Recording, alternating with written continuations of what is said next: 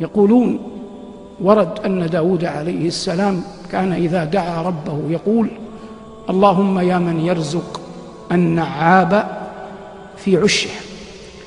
والنعاب فرخ الغراب، إذا فقس عن البيضة يكون كأنه شحمة أبيض، فينكره الغراب ويتركه لأنه لا يوافق لونه، فيسوق الله تكرما منه إليه البق، نوع من الدود، فيقف على منقار الفرخ الصغير يعجبه ريحة منقاره، فيلتقمه فيقتات منه حتى يحمم، يعني ينبت شعره فيسود، فإذا اسود شعره ألفه أبواه الغرابان وأقبل عليه وألقطاه الحب، ولا يقدر على تسخير هذا إلا الله.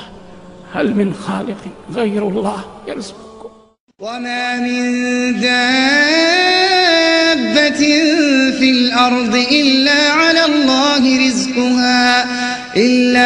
الله رزقها ويعلم مستقرها ومستودعها، كل في كتاب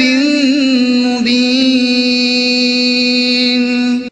قال: من هذا الذي هو جند لكم ينصركم من دون الرحمن إن الكافرون إلا في غرور؟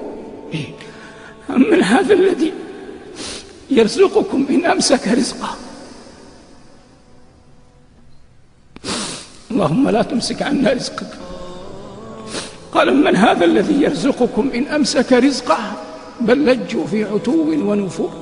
إن خروج كل أحد لطلب رزقه أخذ بالسبب، لكن ينبغي أن يعلم يقينا أنه لا أحد يرزق إلا الله، وأن أعظم الرزق هي الجنة، سماها الله جل وعلا رزقا بنص كلامه.